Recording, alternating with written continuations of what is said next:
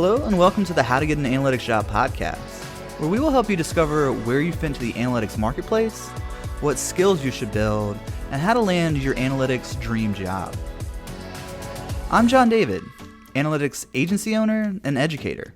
And I'm Elizabeth Illig, a private career coach and higher education professional. In this podcast, we will not only help you land your next analytics job, but we will give you the tools and strategies to level up your career. Hey guys, welcome back to the podcast. Today I am with Kinsley Fraser, who is one of my relatively newer friends in the analytics space, and we're going to talk about her journey both as a student and then kind of early on in her career life. So how are things going today? They're good. So first off, thanks for having me. I'm appreciative to have the opportunity to sit here and talk about my experience in the hopes that it can reach someone in a similar path and they can gain something from the things that I've picked up along the way. So just to give you a little bit of background about me. So again, my name's Kinsley Fraser. I am a UNC Greensboro alum 2 times now. So I started there in 2012. I pursued business administration and minored in IT. And then I went back a few years ago for my MBA, also concentrating in IT. I am currently an HR analyst at VF Corporation, and I've been there a little over a year now, and I actually started as an intern. So in this conversation, if you don't mind, I would just like to talk about the importance of growing your network and then just how important and influential internships can be. Yeah. So why don't we just start off, what was your internship? So I had a couple of internships throughout my tenure of school. So during undergrad, I interned with my scholarship program. So I did that while going to school. And one of the summers between my junior and senior year, I interned with Amazon as an operations intern. And then throughout grad school, I interned at VF Corporation, which then converted into my current role. So in all of those experiences, I've learned a plethora of information, but the key piece is that internships are just instrumental in learning what you like, what you don't like, what you're good at, and really everything in between. So how I like to think of internships is it's an elongated 2-way interview. So not only do you have the opportunity to let the company know what you're good at, but also you get to fill out the company at low risk. So you're there for a predetermined time period, and in that time frame, you work hard, and then you also see the ins and outs of if that's a place you can see yourself working for a long-term period. Yeah, I have a slightly different internship trajectory. So my internships, I had 3 when I was in my master's program, and literally 0 in undergrad. So I totally did not take advantage of that. And when I came out of undergrad, I had 0 skill set. So I had that quarter-life crisis that I think is a growing trend within people in our, rough age bracket. So then I worked in insurance sales, did that for a while, and that was really tough, 100% commission. So I went back to grad school. So that second time around, I was like, I need to get some actual skills. But yeah, to your point of like the 2-way interview thing, my first 2 internships were a disaster.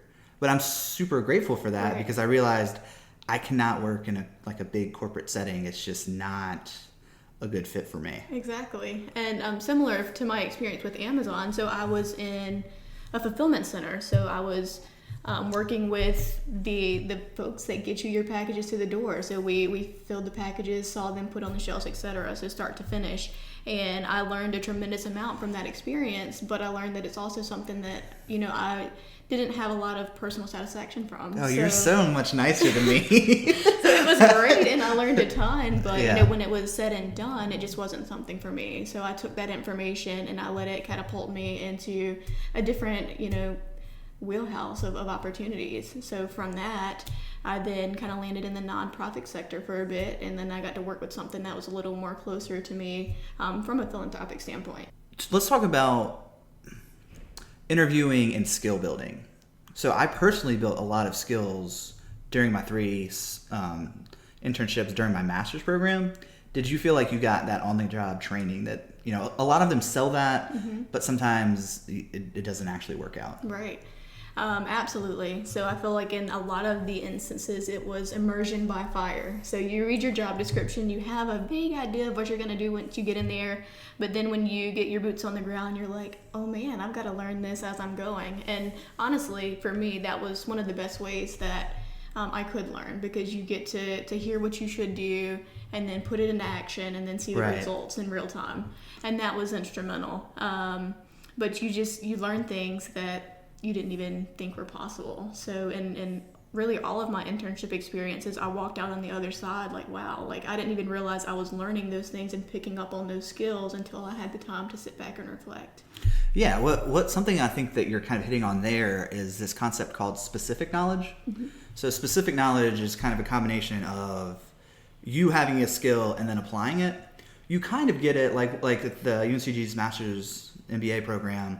We got it with the capstone. Right. But then when you're taking these actual in-person classes, they'll teach a skill or kind of talk around it, but that it's just not as powerful if you're reading out of a book, right, memorizing, versus, oh, I have an objective and the skill is kind of the secondary thing. It's like what do you call it? Trial by fire? Immersion by fire. Immersion by fire. Yeah. I like that one too. Yeah. So but to your point, what you learn in the classroom is instrumental, but until you have the opportunity to really put the theory into practice, there's a disconnect. So I think that's the beauty of internships, because you can take everything that you've learned over those few years, a few semesters of school, right, and really, see the impact that it has in a real life setting. That's fascinating. So how do you make the most of your internships? Do you feel like the first few you were just kind of phoning in and then you kind of like learned, or were you just kind of like making the most of it? I mean, you seem like a very proactive person. So like in any internship situation that I was in, I always tried to just go beyond the job description, really be present in every situation that I had, just to take advantage of, and then just to be curious. So one of the key pieces of being an intern is that they know you're there to learn. So you can play the student card or the intern card and get away with simply being curious and asking those thought-provoking questions. Whereas if you're there as someone newly hired in a full-time entry-level role, you're going to have higher expectations to really have that under your belt already. So that's one thing that I really utilize is that intern card, because again, it gives you the flexibility to really learn and make the most of it without feeling like you have that pressure on your back.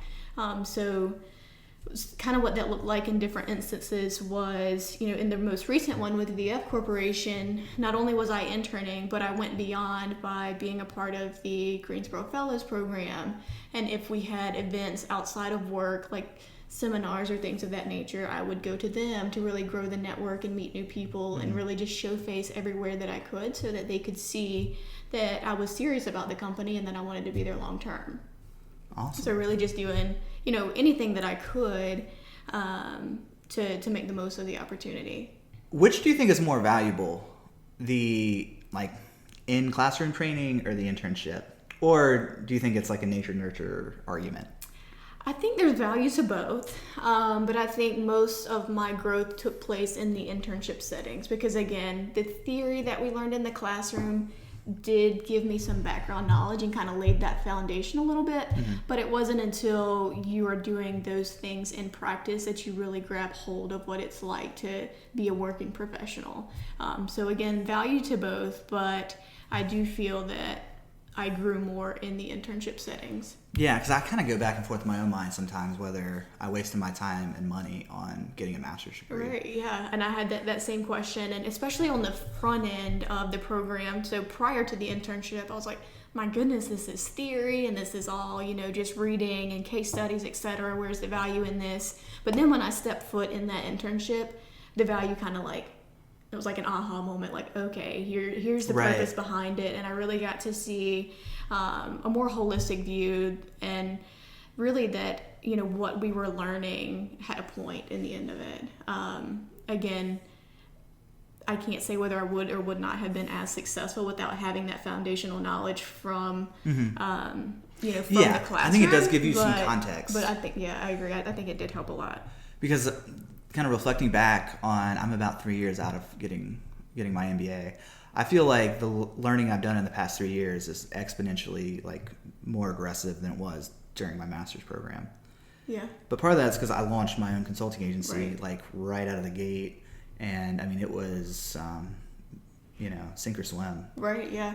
I think one of the things, from that program specifically is, it again lays the foundation, but it also teaches you some of the just interpersonal skills that you need to pick up yeah. on to really thrive. So to your point, you've done a lot, with your own business, and maybe or maybe not, but you can contribute some of that to those skills, like the interpersonal skills that you kind of picked up throughout. So I think there's value in the classroom itself, but also, or maybe just for me, but for me it was just so much more than just by the book. So I mean, I was a graduate assistant, I was in multiple organizations, and really again taking advantage of every opportunity was one of the things that I did in that program. So whether it was studying abroad or going to conferences or See, you were so much more, even in grad school, you were way more proactive than me.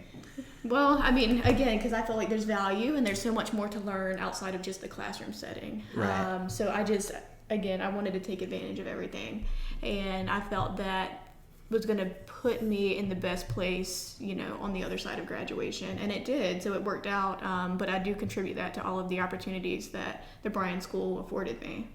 Yeah, that's true. I mean, they afforded it to everyone, but not everyone took Right. advantage of it. And that quite it like really you did. goes to, defining your network, and really in an organic way. So those were connections that I had made, as an undergrad, and then I kept them warm as I was, working before going back to grad school, etc. But when I had the opportunity to go back, they made it very seamless for me. And then, as I got my feet wet in that program and really started taking on just different leadership roles in organizations, etc., they were more willing to send me on trips and to let me take part in different programs because they knew the caliber of student I was, and they knew that I was dedicated. So you were a straight A student, weren't you? Not in grad school. I wasn't. Really? Yeah.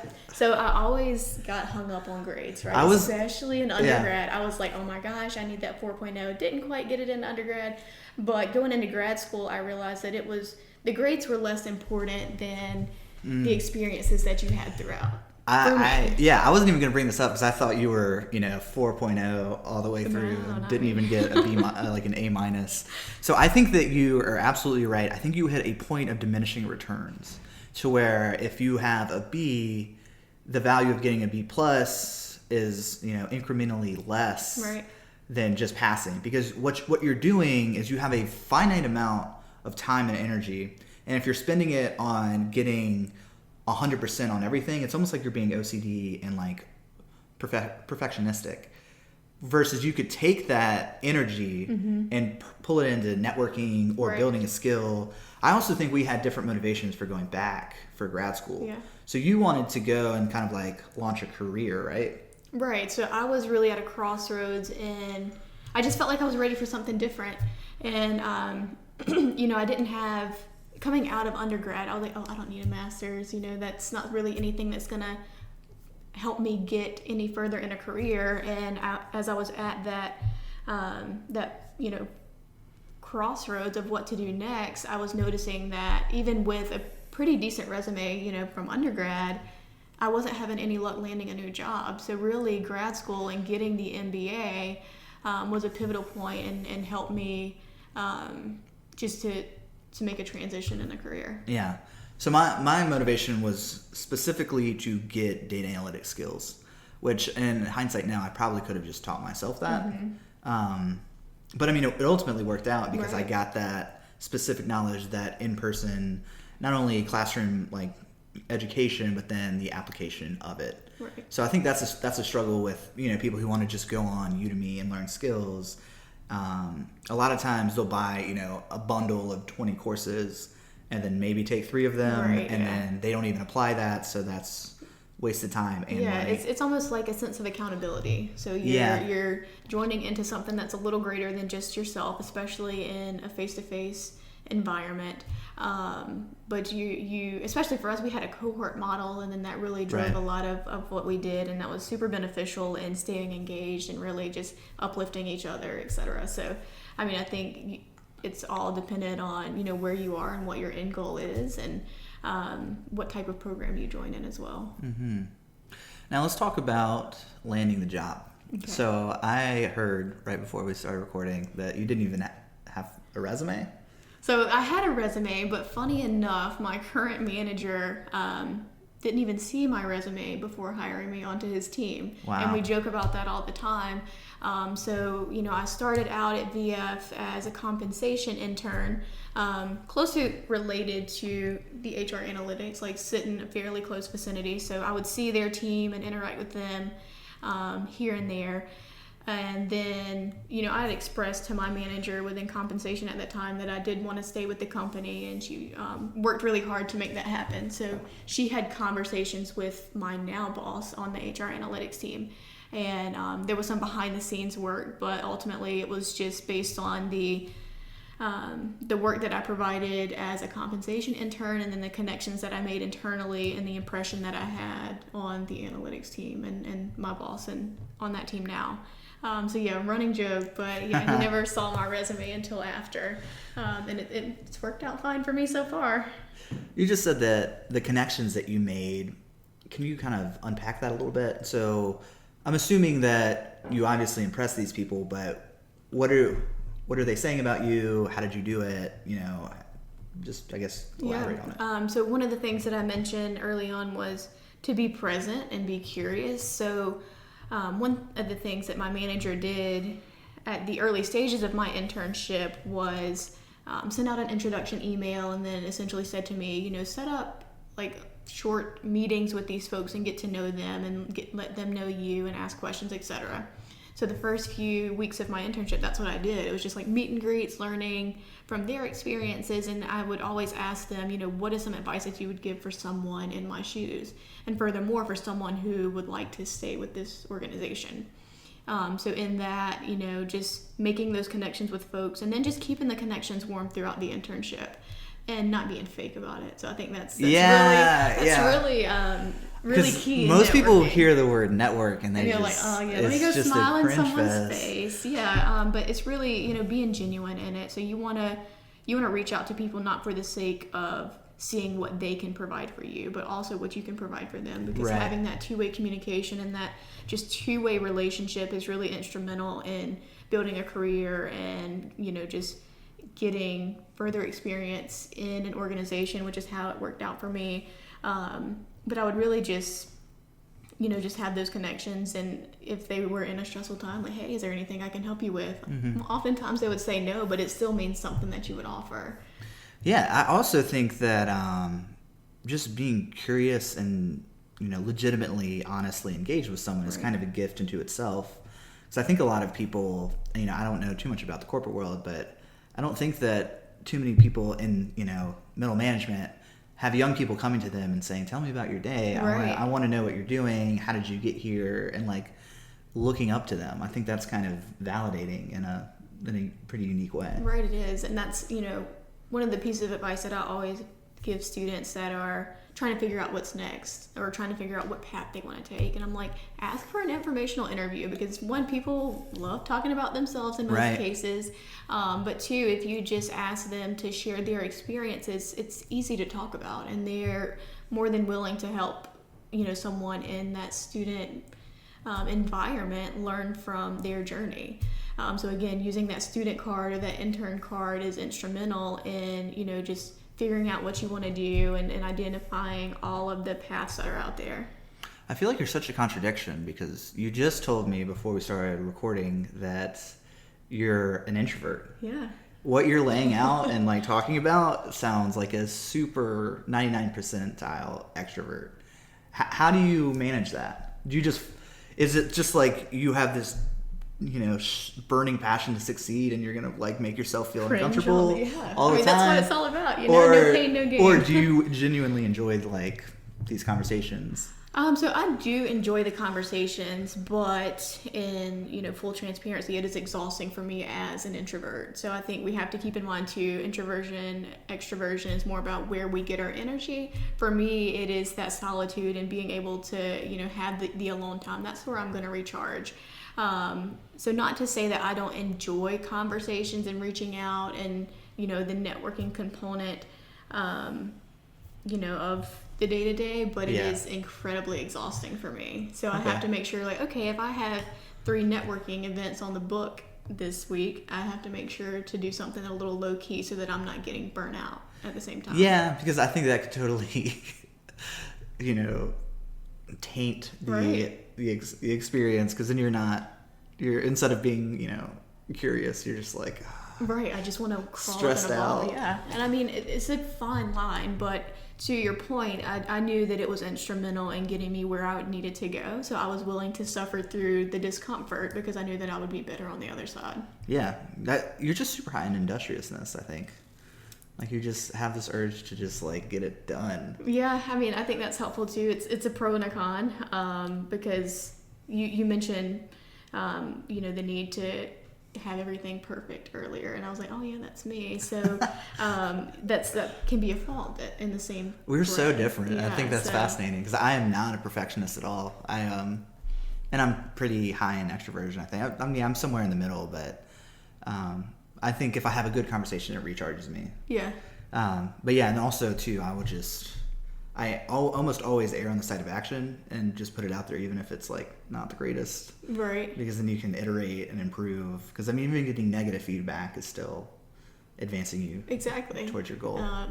I feel like feedback is instrumental, and I actually wrote an article in regards to internships last summer, and one of the key points that I mentioned was to ask for feedback, really with anything that you're doing, whether you're in the classroom doing a project or you're involved in your internship, but asking those around you for some critical feedback, because it's in those opportunities, again, uncomfortable, but you're going to learn the most from those and can really, take that information and hone it into what you can do to be better.